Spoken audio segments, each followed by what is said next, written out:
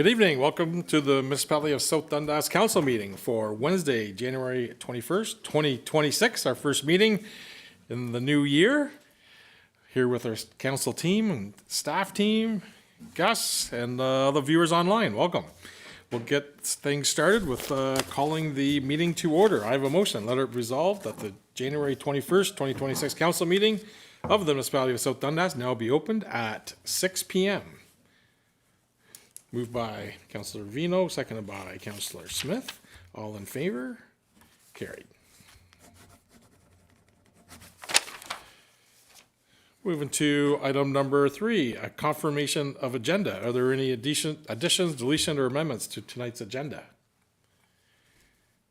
Seeing none, I have a motion. Let it resolve the Municipality of South Dundas approve the agenda as presented. Moved by Councillor Smith, seconded by Deputy Mayor St. Pierre. All in favor? Carried.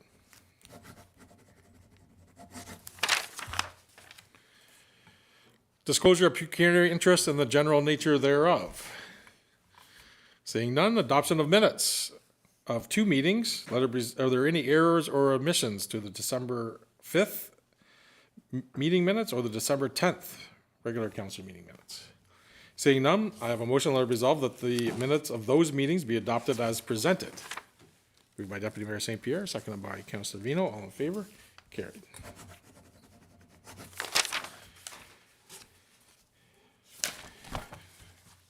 And delegations. We're going to start our delegations off with our structural inspection report from HP Engineering. We have Nick and Tashi with us tonight. Go ahead, gentlemen. Welcome. Thank you for coming. There we go. All right. Good evening, ladies and gentlemen. Thanks for having us here tonight. My name is Tashi Devetti. I'm a senior structural engineer at HP Engineering in Ottawa, and this is my colleague Nicholas Brown.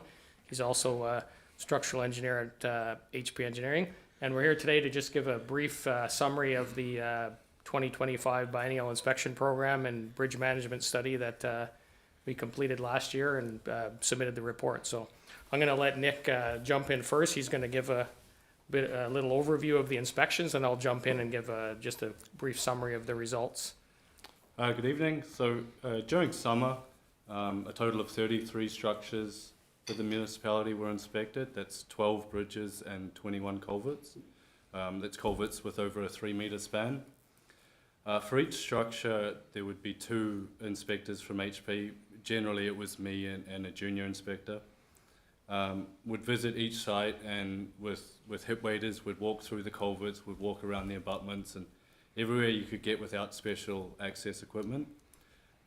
So based on our findings from the field inspection, we would provide recommendations for each structure for perhaps additional investigations, for example, underwater or drone, if we couldn't get proper access, or a detailed condition survey or a structural analysis if there's, say, more advanced deterioration. We also provide maintenance and future work recommendations for each structure, which would be supported by high-level cost estimates. And finally, we produce a summary report outlining the overall condition of the municipality's inventory, including a roadmap for recommended future works.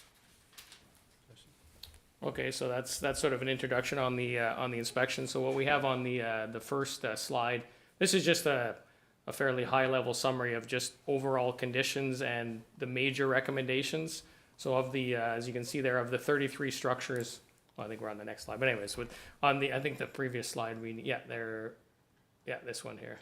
So of the 33 inspected, as Nick mentioned, 12 bridges, 21 culverts, total value, estimated value of the asset, this is just based on, we have sort of a high level dollar per square meter we use, which is maybe not, it's relatively accurate, but I mean, there's certain things, sometimes structures are a little more or less, but on average, it's about 35 million is roughly the total value of the town, the municipality's inventory. So of that, we make recommendations. So of those 33 structures, we have 11 total, and this is over, say, roughly 10 years. Is a little bit longer. We didn't give this in the 10-year. This is, I think, maybe 12 years or something. So we have 11 structures that are recommended to be replaced in the next 12, 5 with major rehabilitation, 1 minor, and additional investigations, as Nick mentioned, additional studies and stuff for 4 of them. So, so that's basically a sort of a high-level summary, and we can go to the next slide. And on this next slide, we provide I guess when we do the inspections, each structure gets split up into a number of different elements, just a way to break it down, and then each element gets rated. So essentially, each element gets a rating, I guess, out of 100 for, good, fair, poor. So if a rating is 80 to 100, it's considered excellent. 70 to 80, it's good. 60 to 70, fair, and less than 60 is poor. So then with all the individual element ratings, we generate sort of a weighted average, and it gives an idea of the structure as a whole. It's a Ministry of Transportation has a fairly set procedure. We just have a spreadsheet that you put the numbers in, it does the calculation. So it just gives you a rating of the structure out of 100. So it's the same rating. So for the municipality's inventory, on average, this is just a summary of the number of structures in excellent, good, fair, poor. So as you can see, it's, the majority of them are actually good, well, excellent and good. So average is 67, but the average is just weighted because there are a few, quite poor condition, which we have sort of in the next 5-year plan to replace. So on average, I think it's reasonably good, better than some other municipalities we look at sometimes. So yeah, that's the next slide. So if we can maybe jump to the next one. Estimated remaining service life. So also again for each structure, we do a calculation. Now this is not I'm not gonna say it's not accurate, but it's a general idea of the estimated remaining service life, and it's a fairly loose matrix. So we take, if a new structure gets built, it's got a 75-year lifespan. For a bridge, steel culvert, we typically use 50. So we just use, depending on how old the structure is, the known rehabilitation history, we just come up with an estimated remaining service life, which is, it's more for, I would say it's probably more for accounting, but it does give a decent idea of structure. So this basically just gives you an idea of the state of the union, I guess, of your inventory. So right now, the average remaining service life of your 33 is about 21 years. So you can see it's, you have several that are within the 10 years. So those are probably the next 5 on the list that probably should be addressed. Then we have 9 and 10 to 20, 12 and 20 to 30, et cetera. So again, that's just another summary of the state of the asset. So, and that's fairly typical. So, okay, we can jump to next slide. And the next slide, so this is sort of the main slide. So once we get all the inspections done, we have recommendations for rehabilitation, replacement, additional investigations. We develop costs for all these things, and we put them in sort of a spreadsheet table. And then we do a sort of sorting, and it's mainly sorted by the condition index. So the lower the condition index, the higher the priority generally. But there is some engineering judgment that goes in typically to come up. And we come up with we try to do a 10-year plan. So we sort of pick the next 10 years of structures. It's not a fixed list saying if we tell you structure 1 needs to be done in 2026 and 2 in 2020, there's some shuffling around, but it just gives you a general idea of what type of cost to expect over the next 10 years on average. So that's what this list is intended to generate. So what we have come up with is over the next 10 years, we're sort of forecasting, 12.5 million, give or take, of spending. That's rehabilitation, replacement, as well as studies and design costs and that sort of thing. And so it just basically averaged over the year. So, on any given year, it could be higher or lower, but these are just averages. And then in terms of structures, I think we don't have it in our spreadsheet, but we do have, it's in our main report, which is available, but we do have, I guess in terms of the next 5 structures on the list, which would be sort of over the next 5 or so years, I think we have the South Branch Bridge, which is at 31,136, Nash Creek, 31,155, Taylor Road Bridge, structure 13, New Ross Road Culvert, structure 24, and Cobbler Road Culvert was structure 1008. Those are sort of the next 5. I think is it the Nash Creek? I think there's already been some engineering done, so we have that high on the list. So these are all structures with sort of the lower bridge condition indices. So those would be sort of the next 5 we'd recommend having a look at or getting into the budget basically. So, and I think that's all I had to present. So I don't know if anyone has any questions. I can take a stab at answering them. So. Questions, comments? I'm assuming the one that's 50 years plus is the Taylor Road Bridge, since we just rebuilt that 3 years ago. That's right. Yeah, yeah. Good. Yeah. Right on.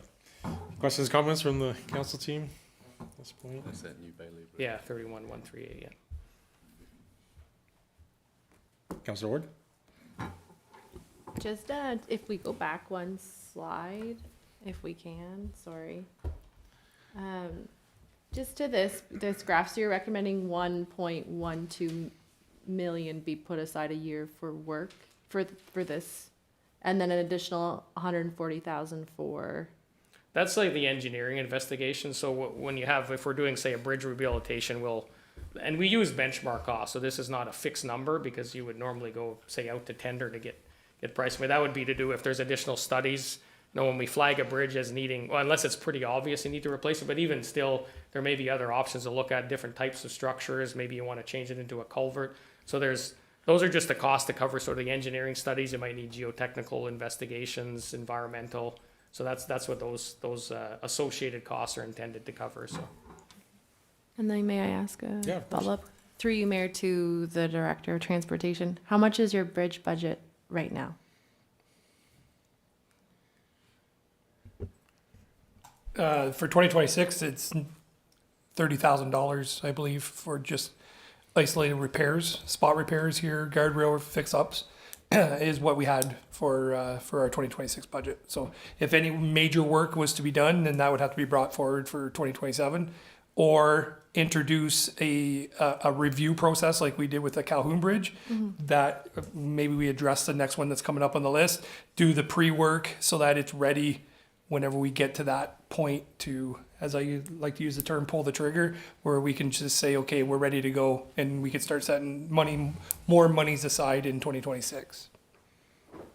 And through you, Mayor, is there a plan, maybe to the CAO or the treasurer, is there a plan to bring back a financial component to this to look at how to address that shortfall?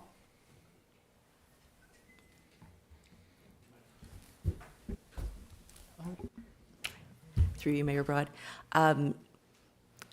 Ultimately, we don't have a plan currently. It would just be the money's being put aside. There is a reserve for bridges. Otherwise, it would be through borrowing from other reserve funds, borrowing from outside sources, if there was something currently, large that we had to replace. Yeah, I say one of the next steps would be to add on to that, to answer your question is, we need to overlay, what this report tells us with our asset management plan, right? Because that's what we're building our need for future work off that asset management plan. So now we need to look at, okay, on that asset management plan, we had bridges on that list and the expiry of those bridges, and how's it line up now with the latest report of length, and then start to decide on what the next step is, because we know we're underfunding the asset management plan in a whole, for sure. So, it's you. Yeah, and if I may, I think it does, like, with this report now done, and, we have a good up-to-date snapshot of the health of our bridges and kind of what's coming up. Great opportunity to have some discussions about, like, the reality of some of these maybe isolated structures that don't serve a lot of value. If the replacement cost is $1.5 million, is it actually, I think we should have a robust discussion. Is it worth actually replacing that, or look at some alternatives that, such as redirecting traffic and shuttering a bridge. WR? Yeah, thank you, Mayor Broad. Yeah, you're exactly right, and we kind of touched upon that with our last session on the asset management plan, where I think there was one or maybe two bridges that we said we wouldn't contribute money towards. Not saying we were giving up on the bridge, but we weren't going to contribute. And as I look at the budget, we did really identify that we had a very big shortfall this year. We were actually, in this report, it was recommended a little less than $1 million that we should have been funding. And obviously, you're right, we should take a wholesome look at that again. So, yeah. Very good. Well, thank you very much. Thank you for your report, and we'll see you the next time.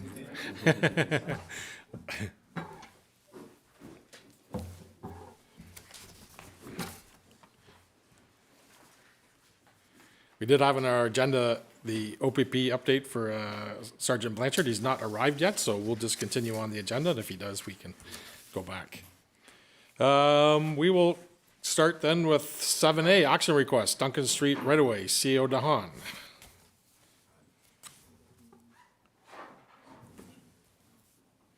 Okay, sorry. I'm a little bit of a New Year's, it's been a while since we've had a meeting, I guess, or something. Anyway, so in December, or excuse me, at the November 26th meeting, we had a little bit of a roundtable discussion about the Duncan Street right-of-way, which is provides access to the water. Direction at that time was to bring back a report for council with essentially a resolution, so council could provide staff with some clear direction. Resolution council is considering this evening is the recommendation coming from staff, which is to just essentially to take the next steps. We're not actually asking for council to declare it surplus or anything like that, but giving us direction to take the next steps. So further reports would come to council if council supported this approach, or whatever approach it does, if it does support. But we do. That's the recommendation. I think what I want to point out to council, I know, probably doesn't need me to talk about it for a long time, but ultimately what I do want to point out to council is that what we're proposing in terms of a process, if council does agree that moving forward we should just declare it surplus, sell the property, is looking at individual kind of negotiations with the adjacent property owners and determining what a fair value for that sale sum of that right of way could be. So I think it leaves our options open is ultimately what I'm trying to say, and gives us an opportunity to kind of move forward and focus our efforts at the Duncan Street Park rather than this location. But we'll leave it up to the direction of council as to what we want to do next. Very good. Comments? Deputy Mayor. Yeah, thank you. Yeah, no, and I recall we had quite a debate about all the different options. I just want to thank you for actually bringing this formal report forward so we can kind of one way or another get this decided upon. Again, when I reviewed the original survey that was attached to the last report, and I continue looking at this this map, in my opinion, I think the fairest for the two property owners and ensuring that we still have access to the river is still carving out a little bit of a piece on both sides. I think, if I recall, about 5 meters on either side is what I was originally proposing. I think that, although it's not shown on this Google map, you'd have to go back to your survey. I think there's a building that may not appear here that on the west side, at least, the property line gets outside of that. And to the person to the east, there are some features, although be it landscaping features, it's still, if we're going to, in my opinion, adjust on the west side, we should adjust on the east side.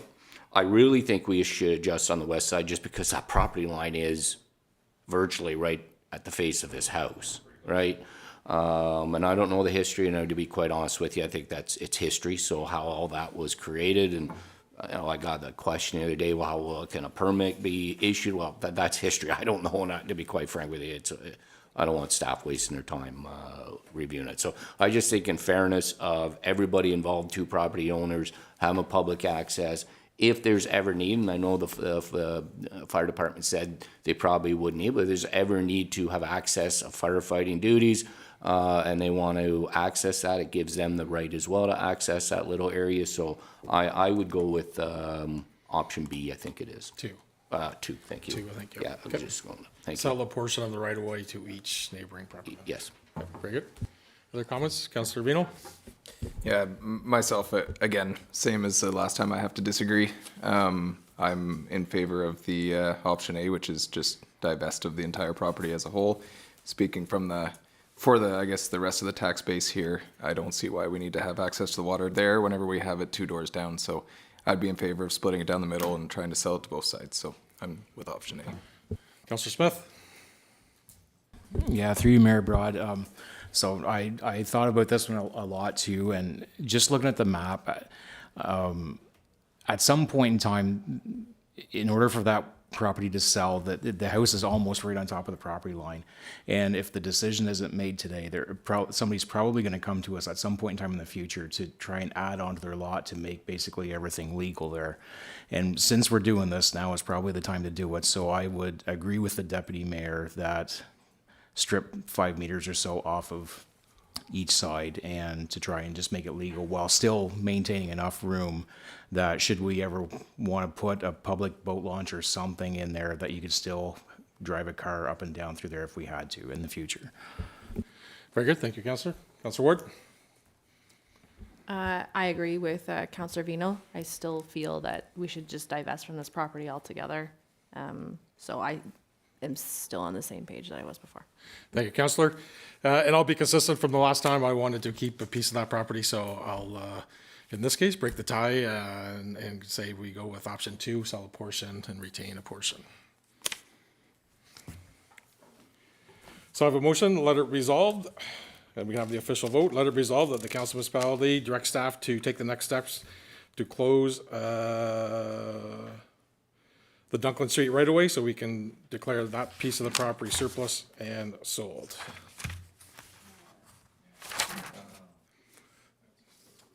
So.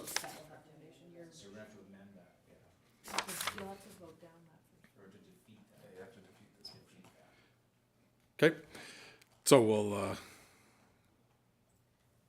okay, so this was the original motion brought forward. So in favor of this motion, it's 2, against 3. Okay, so we're not closing the entire right of way and selling it off.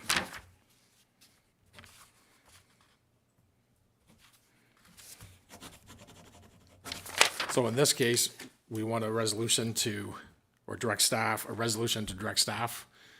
Clerk, just looking to you for.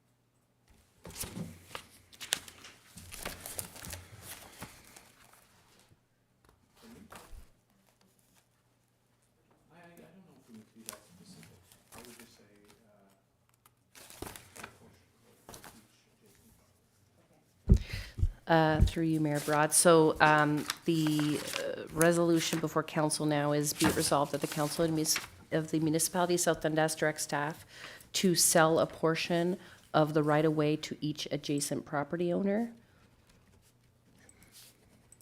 I understand in terms of what, I mean, we have to double check against the survey, but understand the concept and what that looks like. That's good.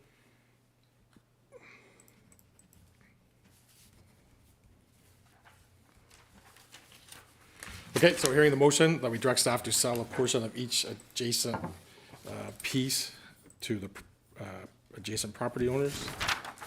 Sell a portion of the right-of-way to each adjacent property owner. Okay, got it. Very good. Moved by Shirt, yep. Can I make comment Yep. on that one? I just want to further comment on that one, that if one property owner does not want to buy and the other one does, that we would still go ahead with selling just to the one owner, right? And everything would remain, so it wouldn't go off the table. 2 separate transactions. Yeah, okay. Thank you. Sure. Yeah, so So just on that note, then, if the one doesn't want to buy, what does that do? Then we have to enter into an encroachment agreement with that owner? If I may, through you, Mr. Mayor, I think it depends on which property owner we're referring to. The one with the hard landscaping, if I'm being honest, not a huge liability to the municipality, more like a risk on their part that, you know, someone goes down there with a boat and scratches the, you know, brick or their driveway. It's kind of, I think we can protect ourselves through some kind of some strong documentation on our side. If we're talking about the other side, then I think we go down the road of, well, then you got to remove your encroachments from our right of way. So I think we have a little bit of a, I don't want to say a stick because that's not the intention of any of this, but we have the, it's in their best interest to work with us on this one. Very good. Okay. So, hearing the motion, moved by Deputy Mayor St. Pierre, seconded by Councillor Smith. In favor of the motion? 3 opposed, 2 carried. Moving to 7B, ES 2026-01, reappointment of drainage assessment for the William Connor Municipal Drain. Clerk LeBrun. Thank you, Mayor Broad, and through you. So this is a housekeeping bylaw that's coming, or sorry, not a bylaw, an action request regarding reapportionment of the William Connor municipal drain. This is a result of a severance of 2 properties, and the reapportionment does not affect the entire drain. It's just these 2 property owners. So legislatively, we just need a resolution, and that's what is before you this evening. Questions, comments? A motion to resolve the Council of South Dundas approves the reapportionment of the drainage assessment agreement for the William Connor Municipal Drain as part of consent application B9325. Moved by Councillor Ward, seconded by Councillor Smith. All in favor? Carried. And continuing on to C, ES 2026-02, the Drain Loan Program. Clerk LeBrun. Thank you, Mayor Broad. Again, this is a report before council. We're looking for a resolution for a tile loan grant. So this program is authorized by the Drainage Act. We are essentially just the administrators of it. So it's for $50,000, and we're just looking for that approval this evening. Questions, comments? Seeing none, I have a motion to resolve that the Council of Municipality of South Dundas approve the application for the tile loan from Samantha Hildebrandt and Tyler Lamb in the amount of $50,000 for the property described as Part Lot 13, Concession 4, Geographic Township Matilda, now Municipality of South Dundas. Moved by Councillor Ward, seconded by Councillor Smith. All in favor? Carried.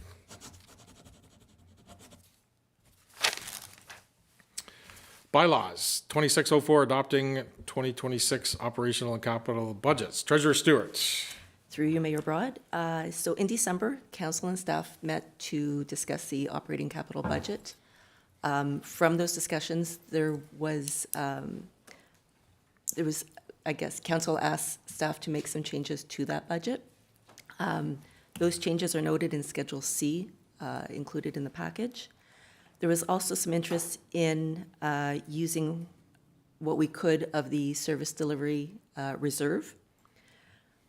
I had outlined that in the body of the report, but I also have another, I guess, PowerPoint to identify the movement of these funds. Right, here we go. So I guess to start, the first section, the service delivery reserve had a total of $59,750 in the reserve, and it's made up of those 4 items. So the Ontario Cannabis Legislation Implementation Fund, $5,000, the Modernization Fund, just over $20,000, Safe Restart Funding, $33,000, and then COVID just had $529. So how we propose to use those funds is in the second section. The first being, we did discuss using some funds for the digital communication project. What we initially proposed was using $35,022 from the, forgot the wording, the modernization funding. When we reviewed that reserve, there was actually only $20,918 in the reserve. So the difference being the $14,104 that I have there, that we would need to take from the levy. Then, if you continue, the rest of the reserves would be used for the 4 new lifeguards that is in the budget or proposed from council, which is $28,452.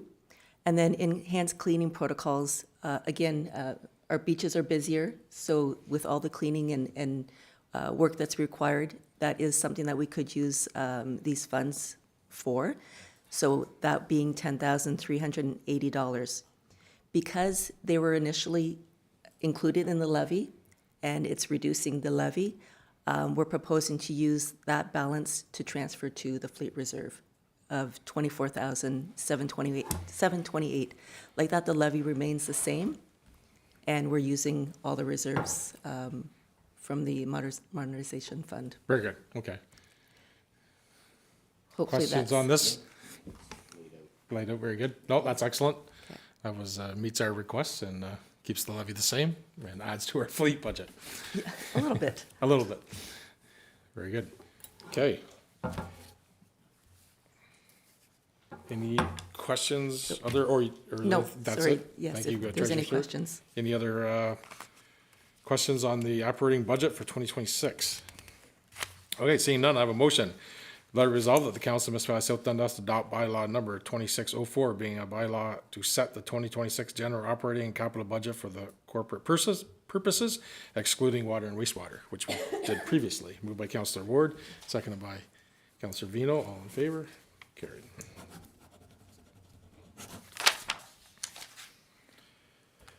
Eight B, 2026-03, Williamsburg wastewater rate, 2026. Treasurer Stewart. Through you, Mayor Broad. So again, staying in line with the budget for 2026, this part of the budget for wastewater rates for Williamsburg, it's two parts. So the first part being staff proposing the 3% annual increase on the connection fee. That connection fee, it's not the connection fee. Sorry, we'll stick with the connection fee. So the connection fee hadn't changed since 2019. We proposed a 3% annual cumulative increase, which brought it to $30.75. So that's part of this bylaw. The other part being a 2% increase from 2025 to 2026 on the sewer annual sewer fee, and that is billed to residents on the last tax bill for 2026. So if there's any questions, be happy to answer. Questions, comments? Seeing none, I have a motion, let it resolve that the Council of Municipality of South Dundas adopt bylaw number 2026-03, being a bylaw to amend Schedule A of the sewer rate bylaw number 2015-44, and that bylaw number 2025-03 be rescinded in its entirety. Moved by Councillor Smith, seconded by Councillor Ward. All in favor? Carried.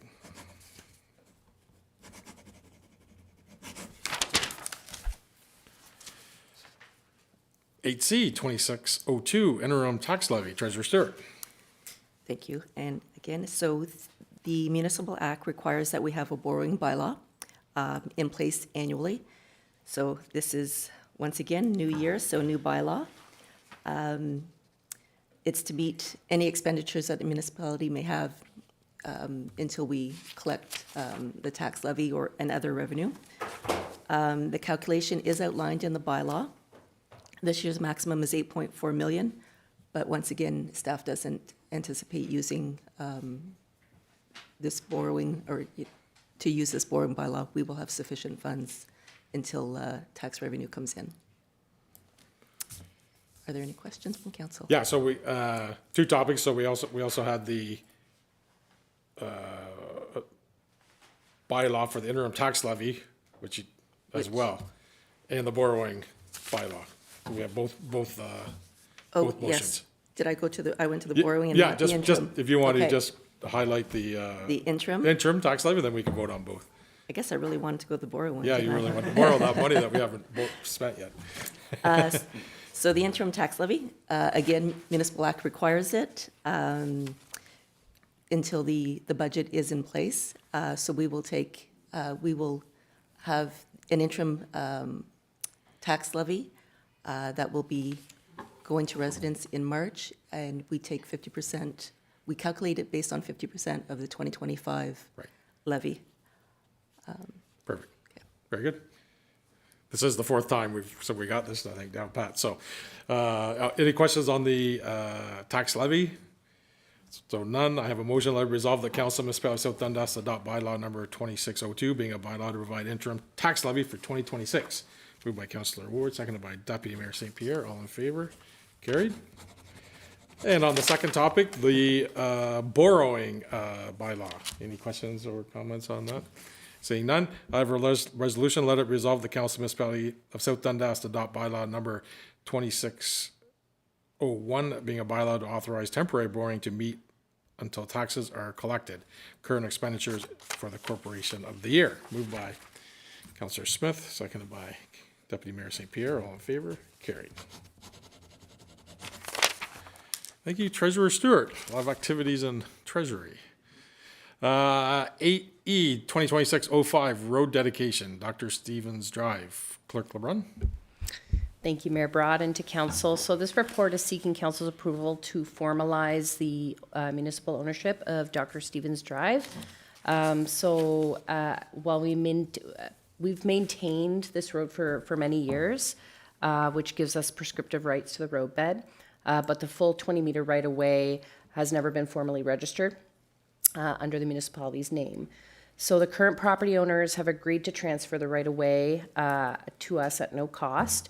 And in exchange, we'll waive the easement requirements for their consent application through the counties, as they'll have direct frontage on a municipally owned roadway, which is required by our official plan. So this arrangement benefits everyone. We'll gain clear title to the infrastructure we already maintain and eliminate any legal ambiguity, and all this without any acquisition costs. So we're looking for the approval of this bylaw tonight. Questions, comments? Seeing none, I have a motion, let it resolve that the Council of Municipality of South Dundas adopt bylaw number 2605, being a bylaw to dedicate Dr. Stevens Drive as a public highway, and the council authorize the execution of all necessary transfer documents to assume ownership of the 20-meter right-of-way of Dr. Stevens Drive. Moved by Councillor Smith, seconded by Councillor Vino. All in favor? Carried. Opposed? Sorry with that, Deputy. Opposed? It's a weak opposed, but. Okay. Motion still carries. Thank you. 8F 2026-02 Park Use Bylaw, Director Jansen, Parks, Recreation, Facilities. Thank you, Mayor and Council. So in front of you tonight is the bylaw. We previously discussed this one back in November. Some of the next steps that we left after the meeting in November was we were going to take it back to both the waterfront committees and get their review and their opinions on it, as well as get a legal review on it. So we did take it back to both the committees. I think the committees were happy to, I don't want to speak for them, but there was lots of positive feedback, discussion on the little bits, piece, and very similar to the discussion we had here at council. We did get a legal review done on the bylaw as well. I will say it was a bit of a learning curve for myself, as there was some right to shelter clauses in there that I got a little education on. So we did have to remove a couple clauses. There's a few things that I had to tweak in there. It didn't really affect what I think our goal as South Dundas was on the bylaw, more just the times that we're in. There's just a few things that are under review in the Supreme Court and fun legal things. Glad I'm an engineer.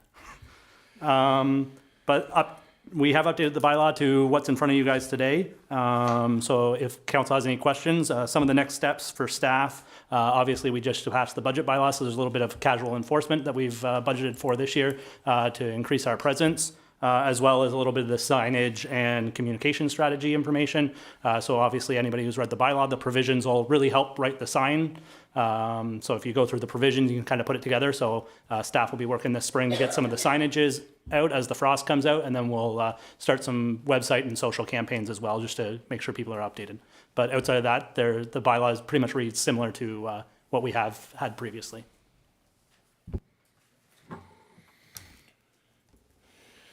Questions and comments? Start with the Deputy Mayor. Yeah, thank you, Mayor Broad. I'm just wondering if you can or will or can expand the rights to shelter. What exactly is meant by that?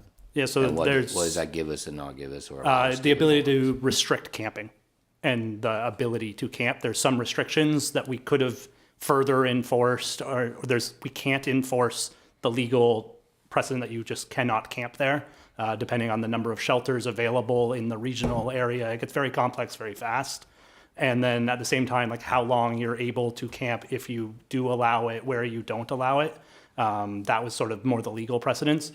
Not thankfully for South Dundas, encampment hasn't become an issue for us yet. We do have a little bit of the background. We now have a park use bylaw. Like any document, it's a live document. So we have a little bit of the background. If encampment becomes a bit more of an issue for us, we can pull on that legal opinion we've already got and update our bylaw then. Okay, so just bring that in mind. So if a camper wanted to go and overnight camp there, they can do that. If they're there for a week, they can't do that. Okay, that's perfect. Can I have a follow-up? Of course. Steph. Okay, thank you. Just the other one, first of all, I do think you hit on a lot of the points that the waterfront committees have talked about, at least in the Iroquois as well. We had that kind of quasi-public meeting that kind of occurred, and I think we heard a lot of the voices, and I think the bylaw hits all the points or most of the points. The only one comment I would have, and I know it and you know it, but you keep saying, or in the bylaw, it keeps referring to activities and events, but there's no real definition of what that means. I think you know what it means, and I may know what it means. So I would just, my thought is, I think I would expand on what that really means, and that would be the only thing, is just have a definition for it. And yeah, through you, Mr. Mayor, I'm happy to, we can amend it while still as amended here tonight, pass the resolution. We just add a definition of what an event is. And for everybody on council, typically we consider an event, our parks are typically not rentable unless it's a council approved community open event. So Canada Day, 2B weekend, things that are open to everybody to attend. That's considered a park event. Yeah, and I think you just perfectly explained it. So I just would like to see that in case somebody does pull this bylaw and then challenges us on that. Okay, thank you.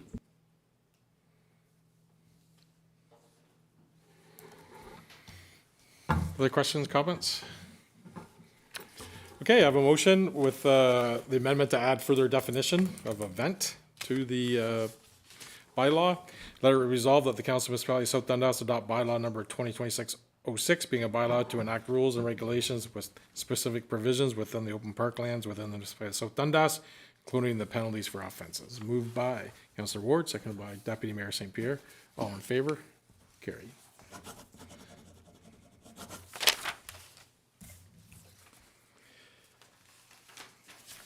Boards and committees. So we did have one committee meeting, ACTAV Community Improvement. Deputy Mayor? Yeah, thank you.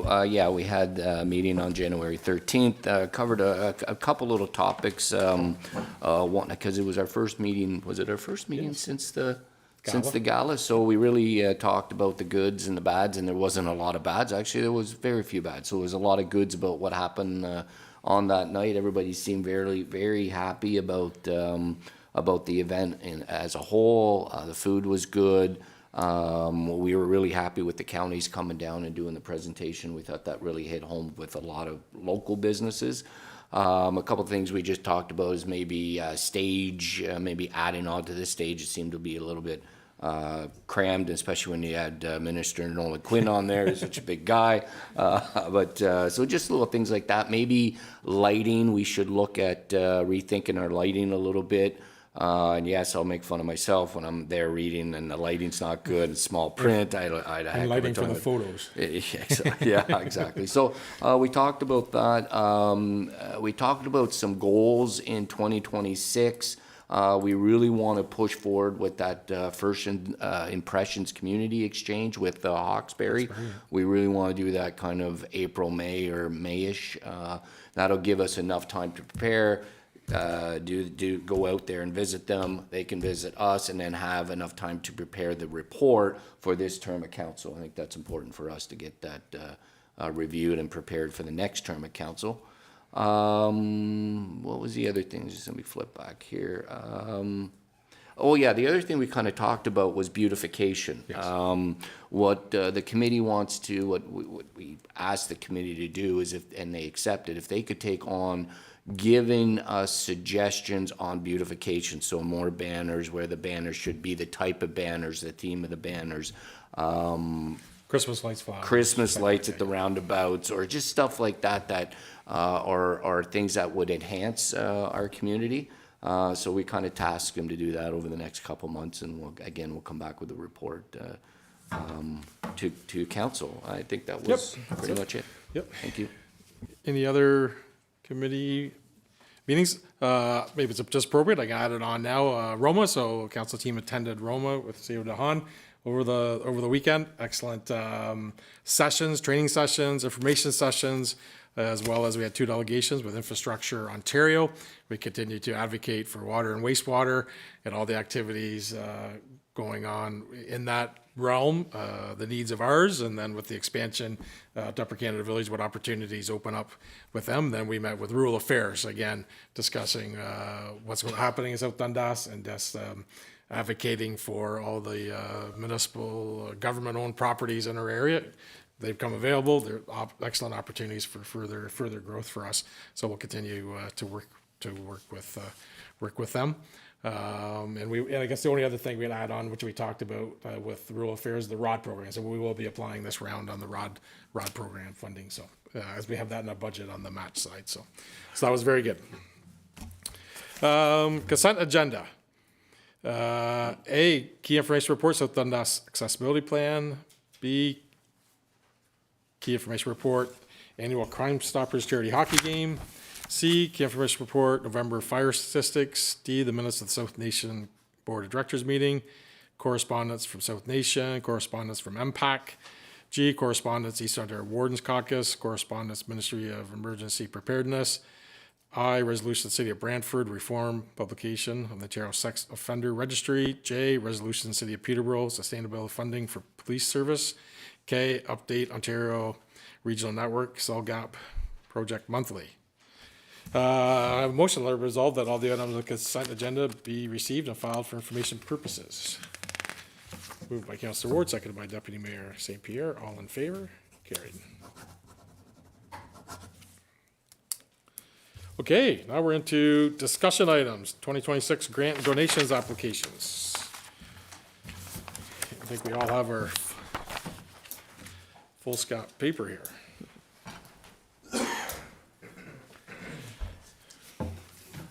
Treasurer Stewart. Thank you, Mayor Broad. Again, through budget deliberation, council approved $80,000 for grants donations. We already have $50,000 for Dundas Manor. And by the way, in year 7 of 10 for those donations, which leaves us $30,000 for the remaining applications. And I guess just a few things to note. In the past, Seawee District for their bursaries generally didn't submit an application, and council in past years did donate funds to that, as well as the Santa Claus Parade. In past years, there weren't applications. So I just want to note that because we didn't get applications for them again this year, but I did leave them on the list for council's decision. To add to that, in-kind requests, total estimate is about $20,000. And total requested in grants and donations is $57,000. Now, on top of that, we also have one request for dollar, which is at the bottom of your list. And that is in a different budget line, and we do have a budget of $25,000 for that, if council chooses. Very good. So our goal then is to, tonight, at a minimum, reduce the amount to 30,000, because that's what we've got budgeted, or make other decisions that would affect our budget. Exactly. If council wishes to change the budget line, well, Right. then yes. Right. Otherwise, 30,000 is currently what we have budgeted. Yeah, and I think, open to any discussion on that. I think we just get to 30,000 and, and then when we see what our surplus is later in the year as we go along, some of the things we could revisit if we came under budget on an item or if some, our surplus was available, right? But I think that's minimally what we probably should do, since that's what we kind of put in our budget, right? Yeah, kind of agree with that. Yeah, Councillor Vino. Just a point of clarity. So, are we looking to get from 82 to 30 or 57? We got to go 57 to 30. 57 to 30. So we got to cut 27.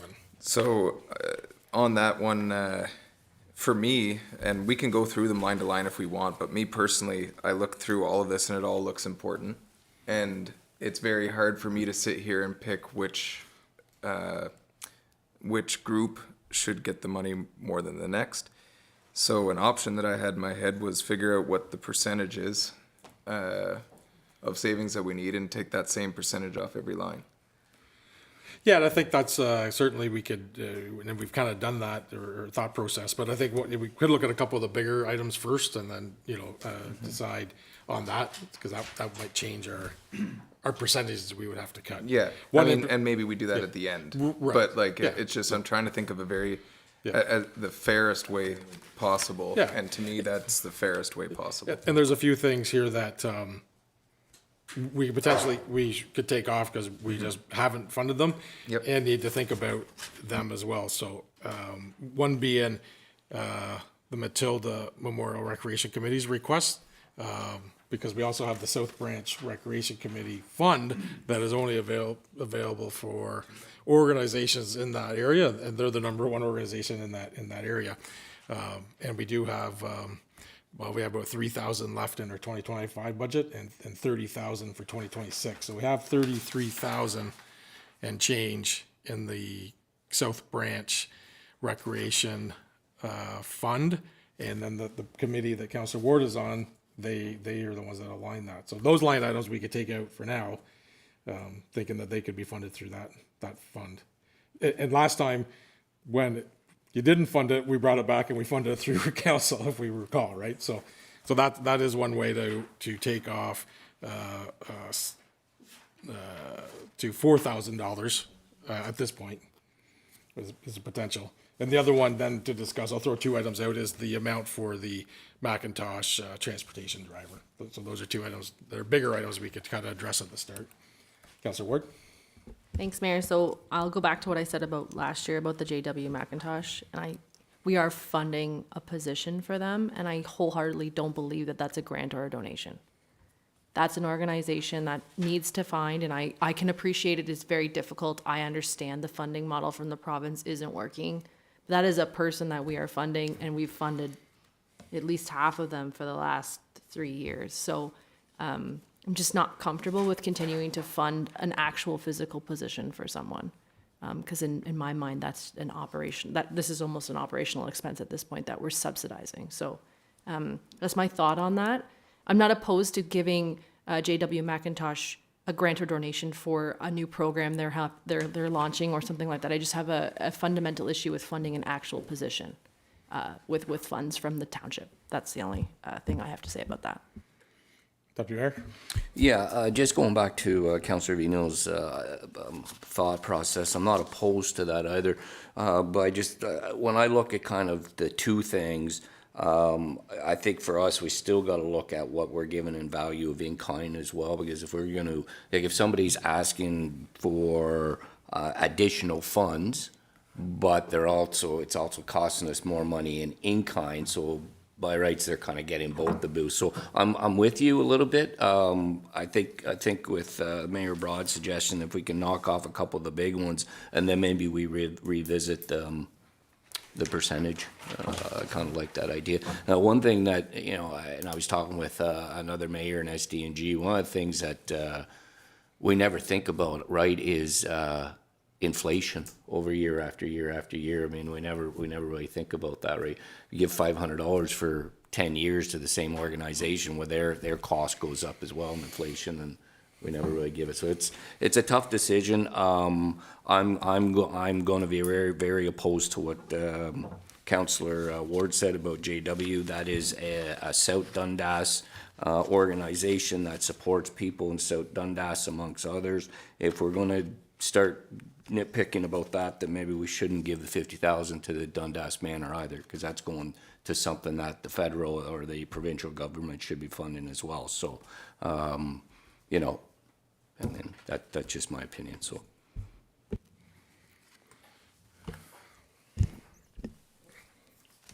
Through you, Mayor, though, Yep. we've already committed to the Dundas Manor. We can't come out of that, correct? Yeah, correct. Correct, okay. We're committed to Dundas. I'm not suggesting we take it. Understood.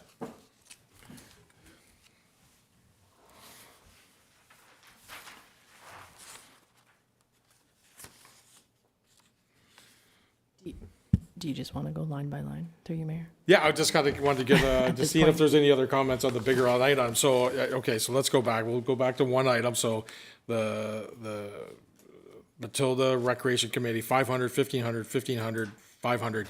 We could take that out. That's 4,000.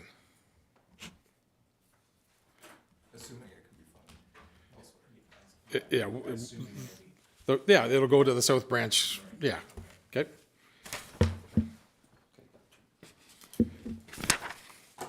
The other thing,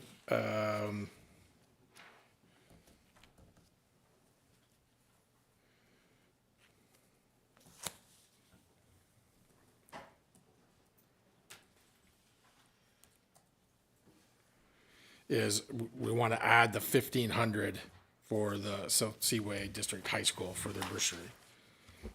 And Mayor, 3,000 for the Canada Day as well, because it's not in there. Oh, 2,000 for Canada Day. Christmas. For, no, The treasurer has something to say, sorry. sorry, Treasurer Stewart, Through you, Mayor Broad, it's 2,000 for the Santa Claus Parade. Santa Claus That's Parade, seems yes. to be-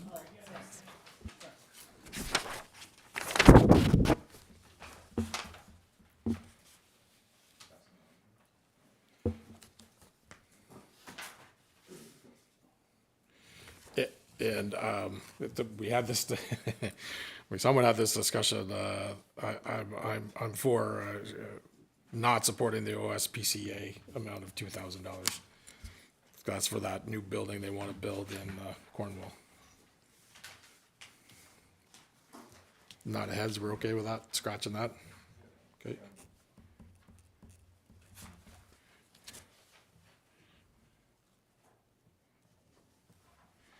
Something that we haven't been supporting in the past, they have appeared previously, Historical Society of South Dundas, so like the fifth last line, they have a request of 2,500 this year, when we have not been funding that. We've been, we have a lease for $1 for the property and an agreement not to support that building. Are we thinking we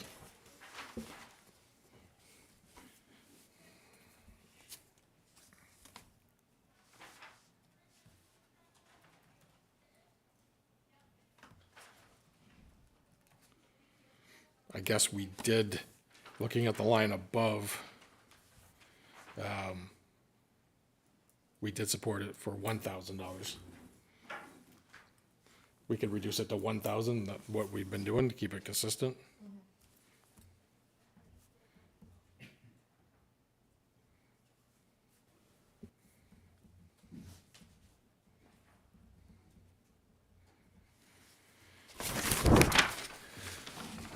Mayor, may I ask a Yep, of course. clarification question? So some of these, like the Gallup Canal Music Festival, and there's another one on here, the St. Lawrence Acoustic Stage. Yep, Do they make money? Like, they you have do. to pay to go to they those do, events, and correct? we've not funded them for that reason Okay. in the past, so, So maybe we could, yep.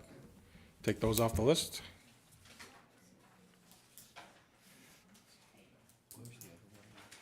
It was the St. Lawrence Acoustic. Here we go, that's 1,000, that's 1,500, okay.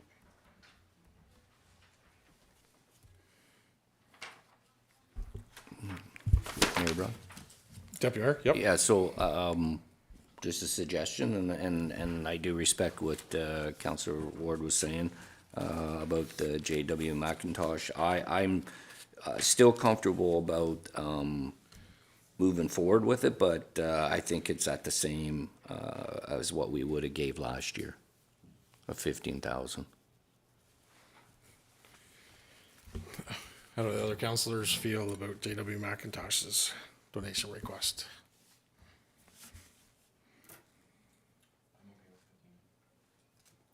Councillor Vito? I don't think I'm entirely opposed to it, but I remember whenever we first, because I very much appreciate JW Mac as a group here and all of the great work they do. But I remember whenever we talked about it, and originally it was kind of like, okay, we'll fund it this year because there's a problem, and then now we're coming into year 4 of funding it, and there's been no solution found. So I think if we fund it this year, there needs to be a conversation had or where are you at with finding a different solution or whatever, because I tend to agree with Councillor Ward that, you know, the municipality funding a lot of that, like, I like funding it, but also it is an operational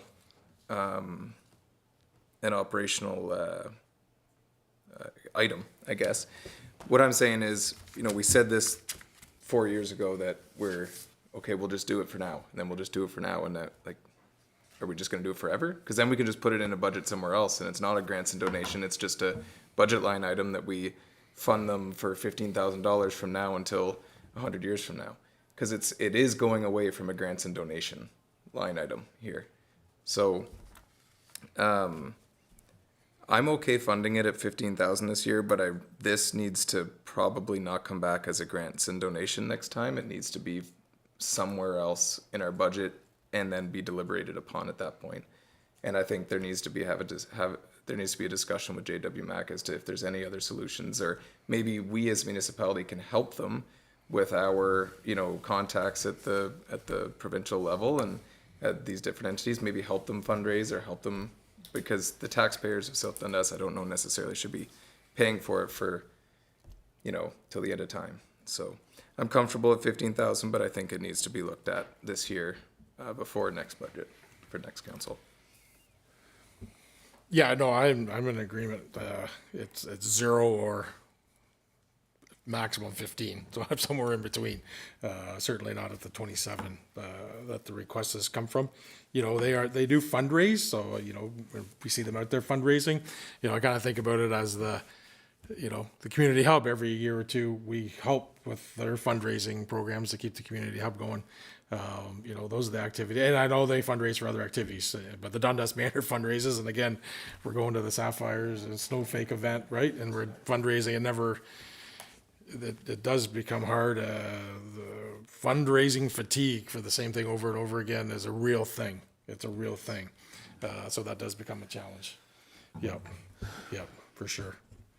No, I wholeheartedly agree, and I guess I apologize because I do get a little emotional with that one. So Yep, understood. I try to take the heart out of that one and think economics a little bit. But I think you kind of nailed it on the head there a little bit. Is the other organization also fundraises, and you know, we help along with that, right? And I think that's for everybody, to be honest with you. I mean, if you think about, it's not the same amount or same scale. The Tubies fundraise selling stuff to help their events, you know. Harvest Fest does some stuff. Apple Fest certainly does some stuff, you know, with ticket sales and whatnot. So everybody kind of fundraises. I do agree with you. I do think maybe it's time to have get them in after and have a good discussion and try to set something moving forward for the next council, and then let them decide if they still want to continue. But yeah, I agree. We're the ones who maybe at fault have kept saying we should get them in. We haven't really done that either. So.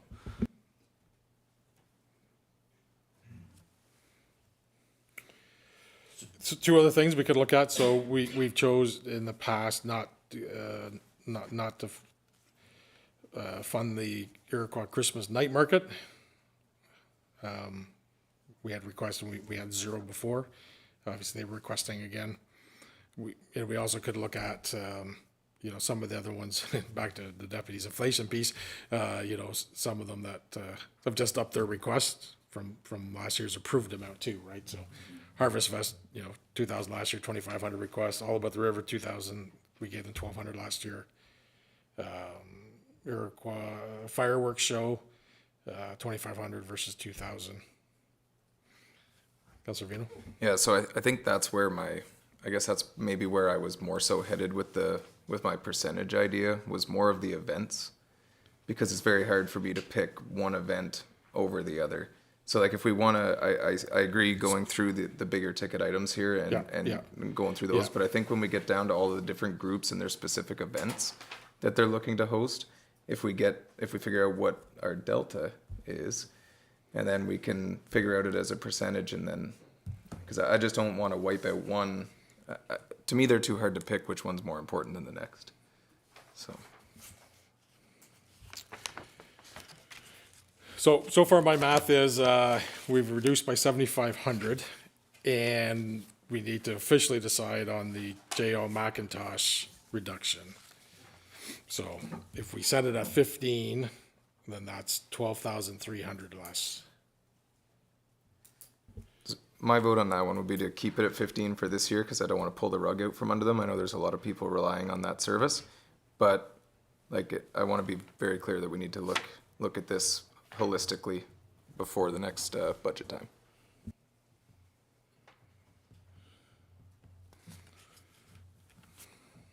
Kind of at 46 with my quick math, but I don't know if that's. Yeah, no, so I've got it down, I've got it reduced by just shy of 20,000. The reductions. 12,300 for J. McIntosh, minus 2,000 for Gallup Canal, minus 4,000 Matilda, minus 1,500 Historical Society, minus 1,500 St. Lawrence Acoustic Stage, minus 2,000 OPSCA, adding 2,000 for Santa Claus Parade and 1,500 for Seaway. No worries. I have a total reduction of 19,800. So we needed to reduce 27, so we need basically 7,000 more. So to your point, as a general term, I'm just throwing this out here, we take the 7 events, we take off 1,000. Right, that's our number, so Harvest Fest gets 1,500 instead of 2,500, All By the River get 1,000. Firemen's for the fireworks, 1,500. The night market, 1,000 less, 3,000, so. It's that or We add to the pot, we add to the pot, yeah. Could we Okay, just, Councilor Ward, any other thoughts? could we just give what we gave last year to all these events instead of taking 1,000 off? And then, Okay, like so- my math, I'm at 33, if, including the JW Macintosh at 15. Okay, so we take off, let's keep going. So on each that. one goes back to what they were funded So last that's- year? Yep, 500 less there, minus 800 there. That's 12. 1,800. They got 0, so that's 38. And then the only other discussion is 38. that the Historical Society didn't know if we had decided on that, so that'll add another 2,500. 48. So you'd have to reduce a little bit more somewhere, but we've never funded them before. 52. I have a spreadsheet here. 2,000. So on the Historical Society, we did on the line item above though, so 1,000. So in 2024, we did 1,000, 2025, we did 1,000. Not, well, in a different way, right? They were, So I was just thinking 1,000 versus the 2,500, what I was thinking. But no, we could do.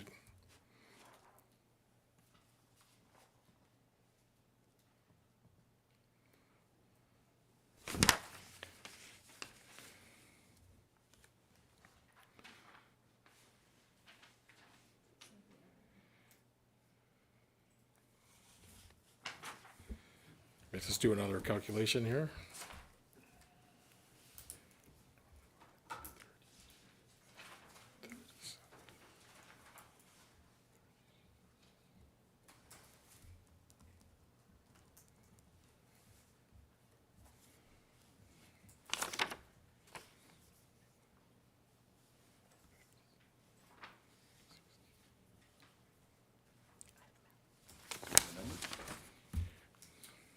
Yep, Treasurer Stewart. Through you, Mayor Broad. Yep. The amount that I have is 31,265.36. Now, there may be one or two that I don't have that you may have wanted to fund. Okay. The night market was, Would be 0 because we did 0 last year. it is 0, okay.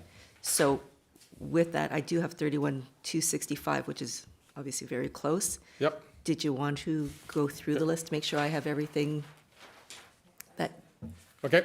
Yeah, so let's go line by line then, now with what we're gonna give, okay. or, Okay, go ahead. So Seaway District, 1,500. Correct. Senior Fitness. Yep. 565. Correct, Harvest Fest, 2,000. correct, All About the River, 1,200. Lawn, so, yep, 1,200, correct, okay. yep, Lawn Bowling Club, 500. correct, Apple Fest Fireworks, 2,000. yep, The Transportation Driver, 1,500. 1,000, Sorry, 15,000. I said. yeah, correct, 15,000. yep, Apple Fest, 2,000. yep, Historical Society, 1,000. That's based on last year, it was a different request, yep. but we did provide 1,000. Is that So what about, the intention? Float for Autism, 1,000, Oh. Last year, we did not right, support. we did not. Ah, I see, right, okay, yep, all right, so continue, yep, so that's 0. We do sponsor them, like, through or ACTEV, okay, Okay. Historical Society, 1,000. okay, Santa Claus Parade, 2,000. yep, To Be Festival, 500. yep, And then Canada Day Committee, 3,000. correct, okay. And that gets us to 31,000, That gets us, yes, to 31,265. Councilor Ward? If we want to make it so staff doesn't do any more, can we just reduce the JW Macintosh? Like, if we're gonna tell them that we're not funding it next year anyways. Yeah, and we also, they're also like, we can revisit this when we're surplus. If we have a surplus, we can always go back and look at a few items that Yeah, if we have other requests. And we also get requests during the year, so. yeah, that's why I just wondered if we want to just. Yeah, I think it was quite clear when the Historic Society, and I think this is kind of with the Forward House, right? Yep, So I think it was quite clear when that agreement came upon to the previous council that it's your responsibility, not a council's responsibility. So So take the 1,000 off I'd rather Historic take the Society? 1,000 off of that versus Okay. the other. Councilor Smith? Yeah, so just to be clear, the 31,000 total that we were at right now, there was $3,000 left over from 25 that is also available. Am I- No. No? No, that was, that comment was related to the South Branch Recreation Oh, Fund. okay, okay. There was okay, 3,000 all left, right, and there'll I be misheard. 30,000 again. in Okay, that so we're still branch. trying to save We're still- $1,200. Or 1,000. Okay, I think we save 1,000, I think we're there. Through your mayor, it's $265 now, so, Oh, it's 265 265, so. with it's- 1,000 off of the start side. I think. Okay. I'm good with that. JW stays at 15, we take Yeah, out the no, I starting got side. you, Yeah. Okay.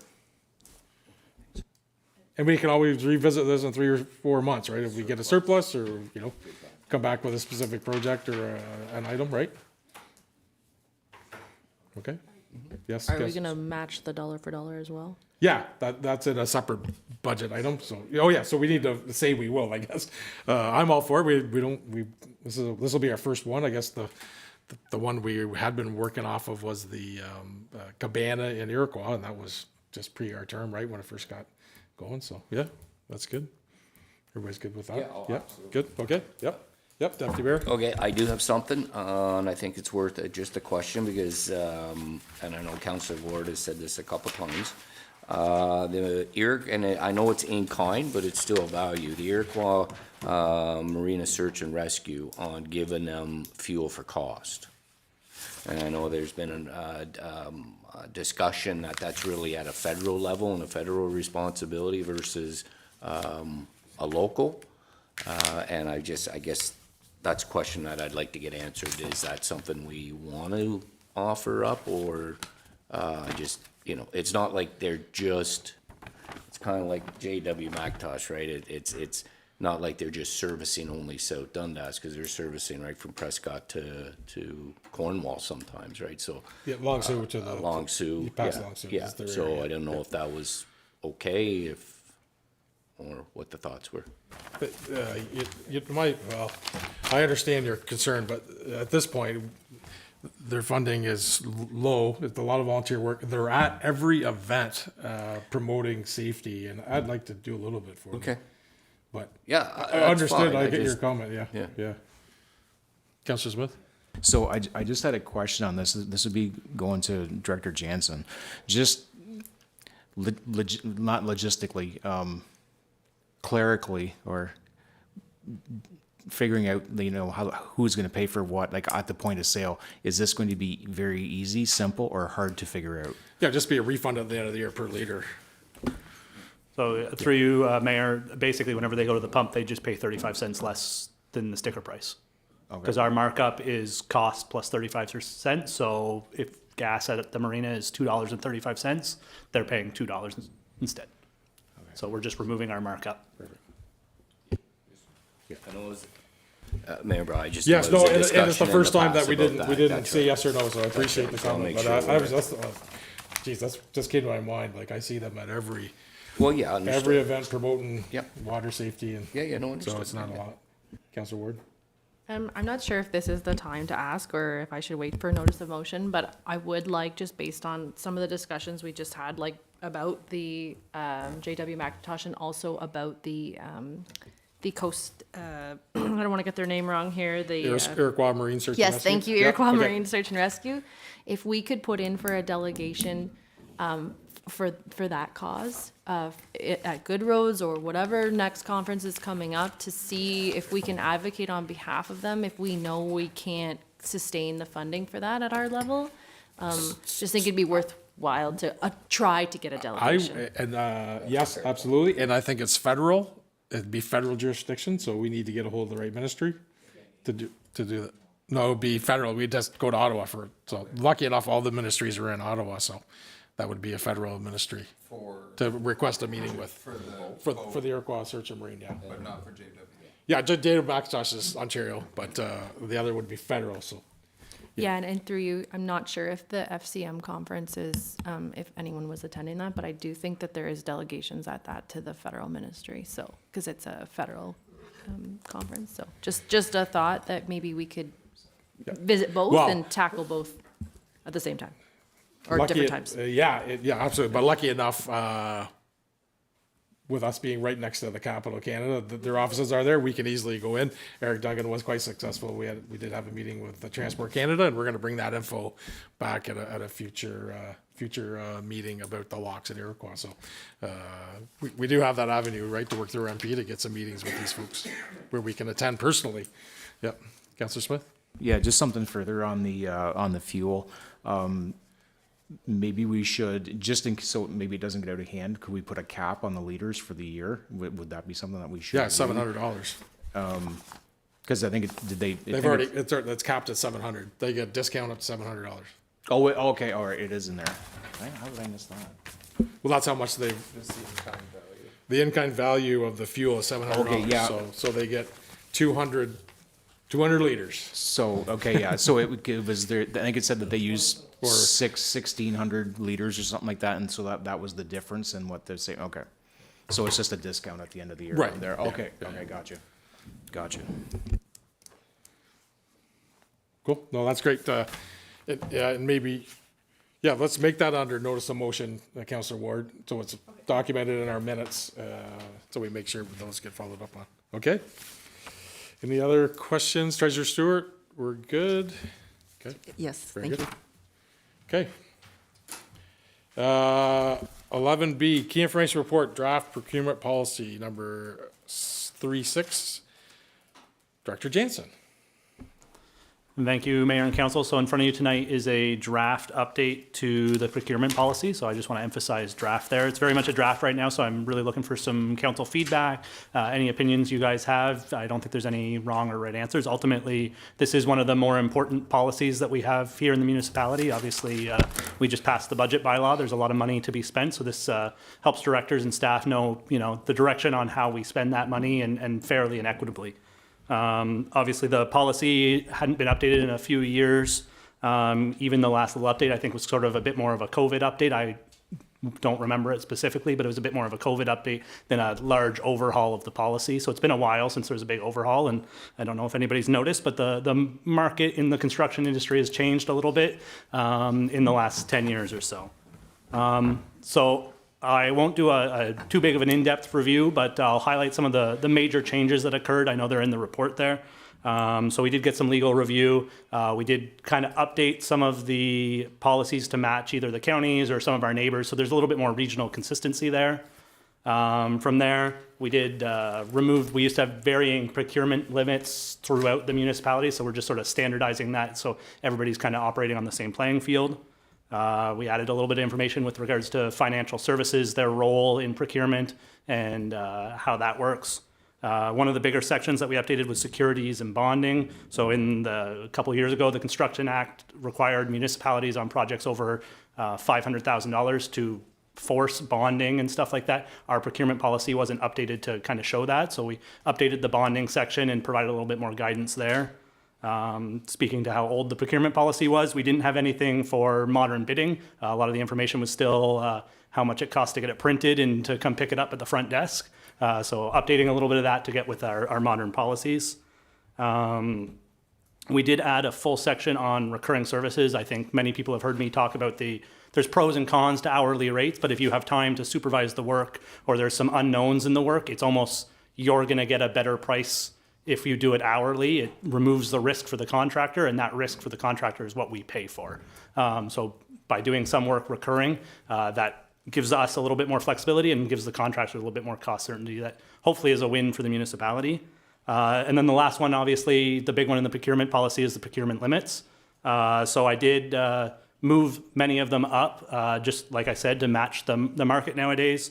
We're kind of on par with the counties. I think our neighbors to the west were a little bit below. So we're kind of in the right realm here. So you're going to see basically everything kind of doubled. The big one is when we go for public tender. Now that used to be 25,000. That would move to 50,000. I know internally on the staff side, we did have some discussions about maybe even going a little higher than that. Pros and cons each way. Pros is that sometimes you're getting more competitive prices by going public. You're reaching more people. Con is sometimes you're losing that local effect. So if we're not going for public tender, we're still getting 3 quotes. Directors are going out, we're getting quotes. Those quotes are going to be from local contractors, local individuals. So we're still getting 3 competitive quotes. And you're more guaranteed that the work's going to stay local when that limit's a little higher. Obviously, you're trying to play, you want to get the best value, bang for your buck, but you also want to support local. So it is one of the spots that I said, we're at 50,000 right now. If council wanted to go a little higher, there's some flexibility there. It's just a draft. Those are some of the major highlights of the changes, but if council has any questions on the updates or the policy as a whole, we're happy to answer them. See you, Don. Yeah, thanks. And if I may, I want to thank Director Jansen on behalf of the entire organization for leading the charge on this. It's quite a comprehensive pile of work, and it's one of those things we identified when I started. How many months? 8-9 months ago at this point. Oh, we got to do this. And hard to get to it, but I do appreciate that. He spent a lot of time working on this on our organization's behalf. So thank you very much. A question, and I'll take multiple answers if folks know, including folks in the industry. And I don't see it in the policy. Capturing feedback on previous work done to ensure we have a history of why we pick a vendor or a reoccurring service, why we use somebody. Should we have something in there, even brief, that there's some documentation? Do you know of this? Do other procurement policies have this written in? Is it something? Do you guys understand what I'm saying? Yeah. It may be something to think about, but I know this is just draft and we're just discussion topics. So I do know just through my previous work and speaking with consultants, contractors, there are a variety of ways. And I'll use the Ministry of Transportation as a great example. They have some pretty formal processes in place for that type of, I'm going to call it contractor evaluation.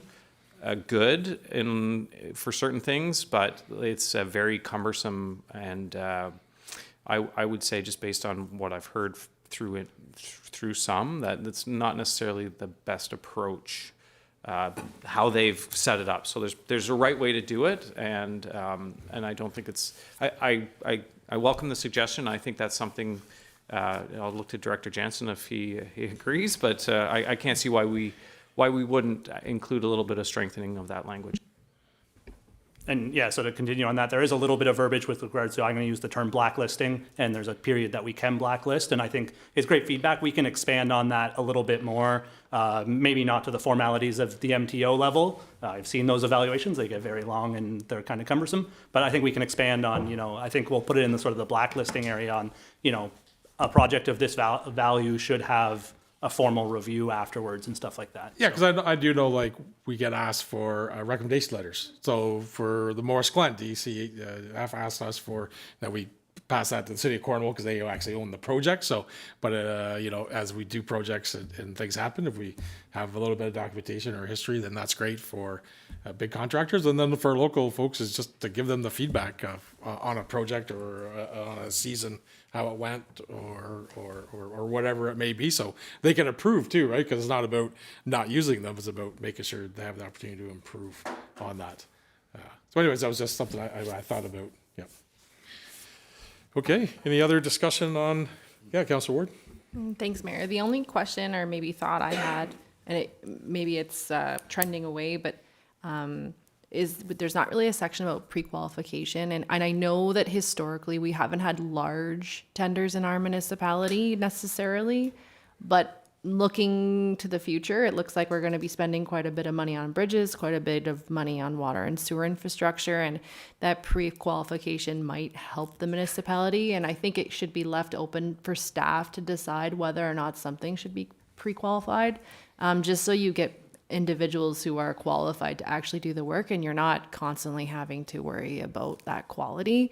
I'm not saying that there's not local ability to do it, just saying you might weed out some individuals that maybe haven't, to the mayor's point, done great work other places or otherwise. So just making sure they have the capital upfront ability to do the work. So just a thought, but again, I think it should be open to staff's ability to implement it where they see fit, not necessarily something that councils or anything like that should decide, but just a thought.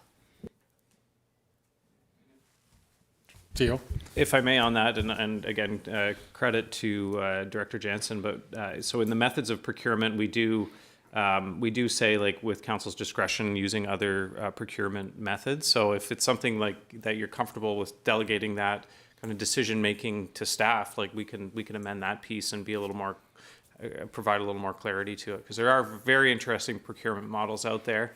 I know everybody is so excited to talk about this for the next hour and a half, but I was chatting with a colleague of mine from the city of Guelph, and what they're using is incredibly interesting, is actually bringing pre-qualified contractors in at the 30% design stage for $100 million downtown project. So the contractors are actually doing like constructability reviews and design reviews along with the design team, and then ultimately they kind of all three contractors, or how many pre-qualified contractors, and the designer and the city of Guelph agree on the design, and then it goes out to competitive bid with just those people that have been part of the process. So there's some very unique models that are being used in Ontario. So Very good. Absolutely.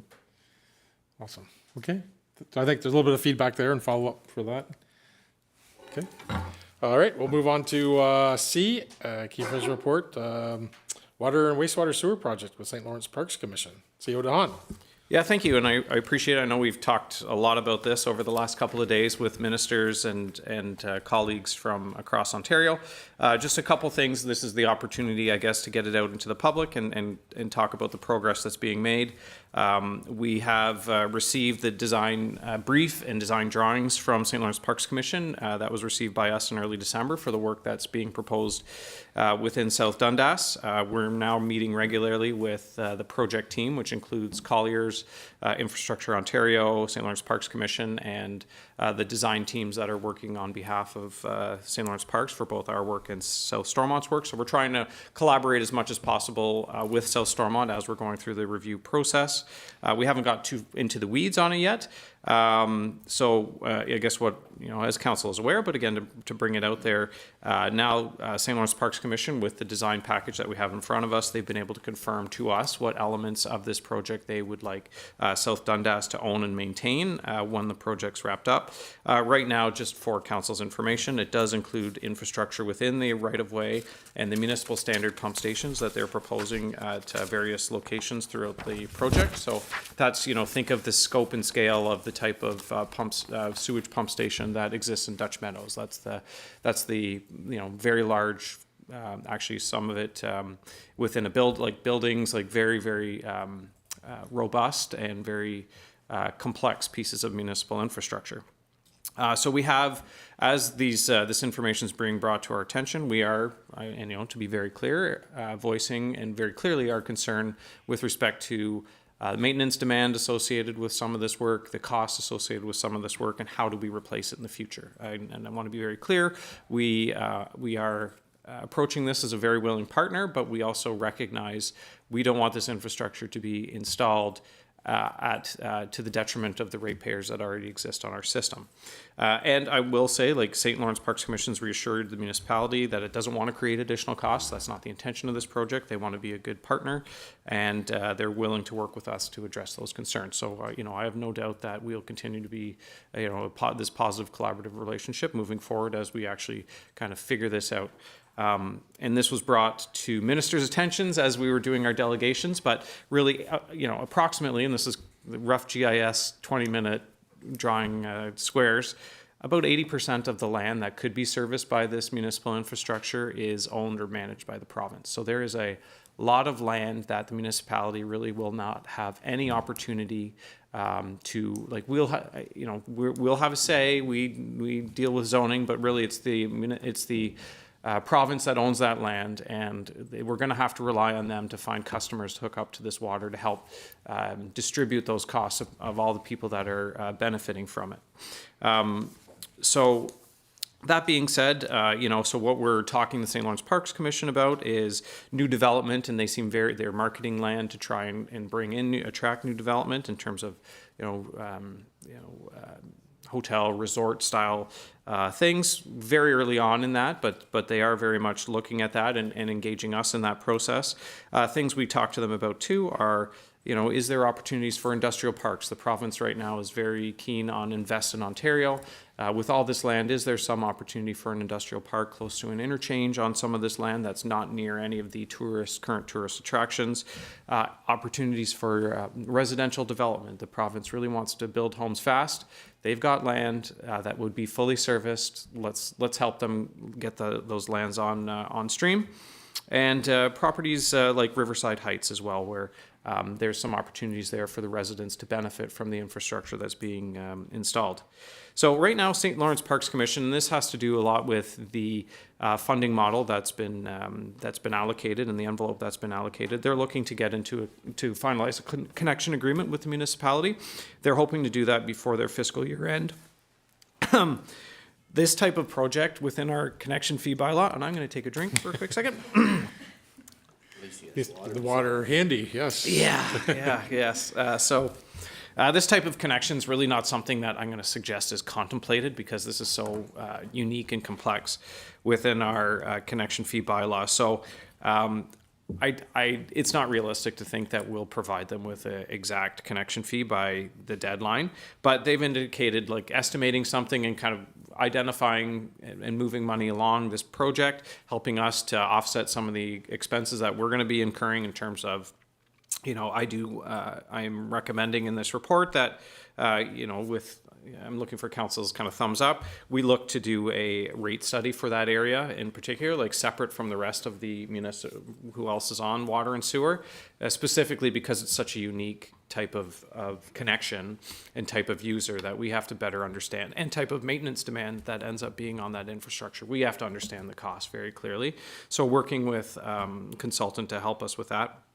we also like the design package. How thick is that, Director Villeneuve? Like it's a pretty robust design package, and as much as the both of us enjoy looking at those things, to suggest we can do a detailed design review justice, I think is a little bit beyond our capacity right now. That's just not we don't have that kind of horsepower behind us to do a great job. So we would look to actually engage another firm to do that design review. With the fees that, St. Lawrence Parks Commission very willing to, for connection and all those things, we can help offset some of those expenses. So it's not a direct expense to the taxpayer. So what really looking for right now as well with council is, are we comfortable reaching out to the residents of Riverside Heights and other potential, residents or developments that exist within that corridor to understand if there's an interest in connecting. I think that's an important part of this discussion, because if we, there is a potential finding out that the residents of Riverside Heights say, no, we're good. We all have brand new water and, septic systems and wells, and we don't believe that this is an important infrastructure for us. That really does start to frame the discussion with St. Lawrence Parks Commission and where we may or may not have the demarcation point of ownership. If they are, well, of course, then we want to make sure that we are servicing them correctly. We have control of the infrastructure that's going to them, as an example.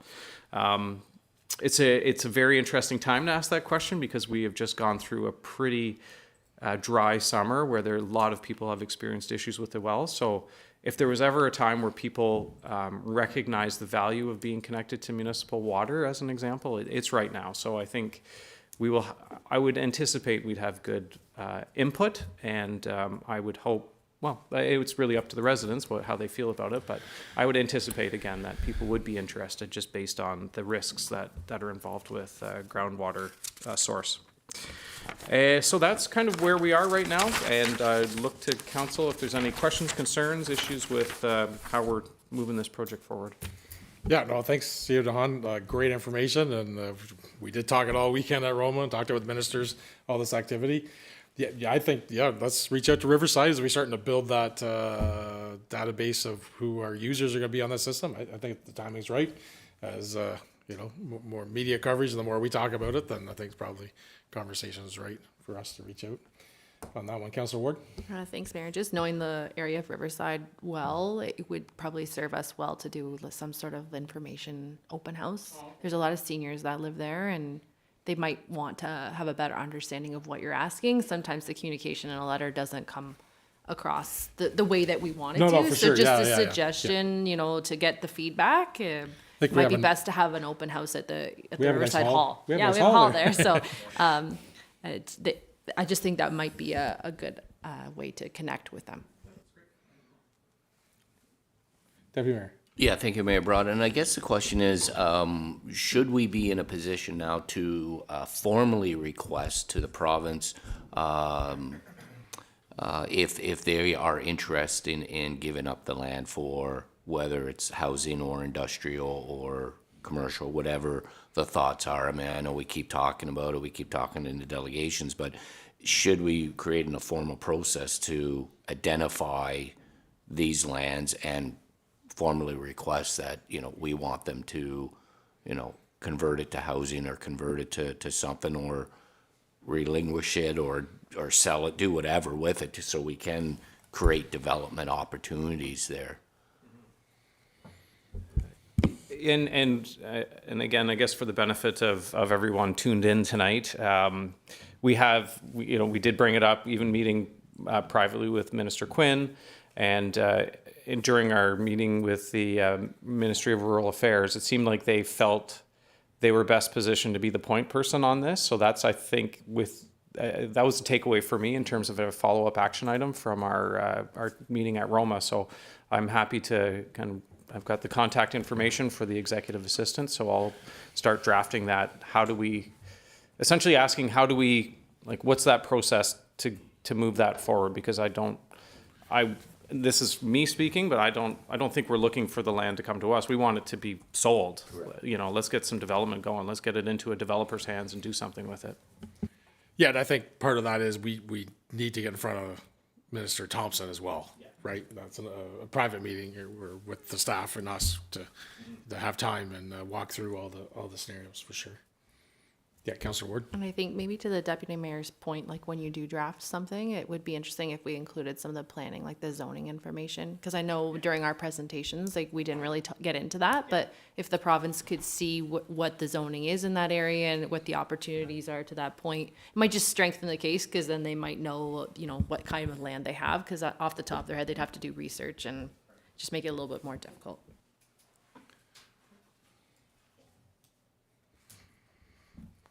Any other comments at this point? Yeah, Councillor Smith.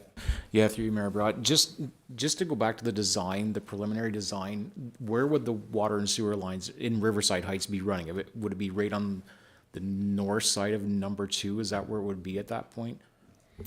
Yeah, so the designs don't, like, right now, the design, I'm not gonna say bypasses it, because it goes in front of it, but it's on County Road 2. It's Like, on it County actually Road. does not go through Riverside. okay. But in the design, they've made provisions with like Ts and whatnot, so that it could in the It future. could go. in the Yes. future, okay. Yeah, so they have it set up appropriately based on the scope of work that that engineering firm has been given. But now, you know, if there is that, we're ready to go, why in the heck wouldn't we put that water line through Riverside Height at the same time that this is getting constructed and people can get connected right away? Yeah, so just that I was thinking, like, the proper way to do it would still be to do it along number 2. You would not want to run the main line through Riverside Drive. I would actually look to the design engineers, what the right, like, is it better to, from a redundancy and water turnover perspective, to actually loop that in, or is it better to actually, you know, to your point, just kind of that's the main alignment of it? I couldn't answer it off the top of my head. Great, no, good questions. Okay, well, thank you, CEO Don, that's great, excellent. Okay, notice of motions. Councillor Ward, we have 2. Thanks, Mayor. So You're I welcome. guess the first notice of motion is making a request to perhaps prepare a delegation package to, I believe, the Good Roads Conference is next for the JW McIntosh, and reaching out as well as part of this notice of motion to JW McIntosh to see what other issues they're having, and perhaps they can join us at that delegation.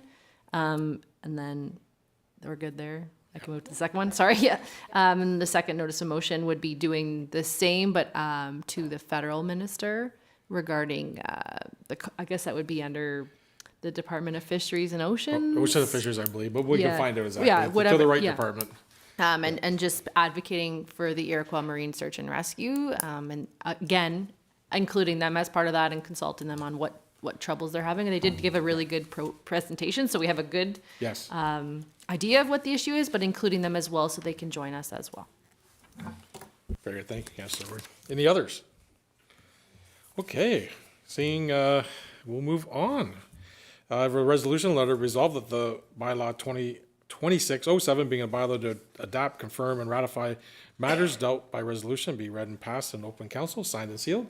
Moved by Councillor Ward, seconded by Councillor Vino. All in favor? Carried. And motion to adjourn at the call of the chair at 7:42 PM. Moved by Councillor Ward, seconded by Councillor Smith. All in favor? Carried. As we bring our Municipality of South Dundas Council meeting to a close for Wednesday, January 21st. 2 comments. One, thank you to Treasury. Been a long couple of months of getting to our bylaws on our tax levy, so thank you to Treasury. And middle of winter time, hats off to the Roads Transportation Department. Nothing but great comments throughout the community on how well we've handled snow, rain, ice, application of salt, snow plowing. So appreciate it, Jeff. Please pass on to your team. Much appreciated, and we're halfway there. So congratulations and thank you so far. Okay, with that, we'll say goodnight from South Dundas.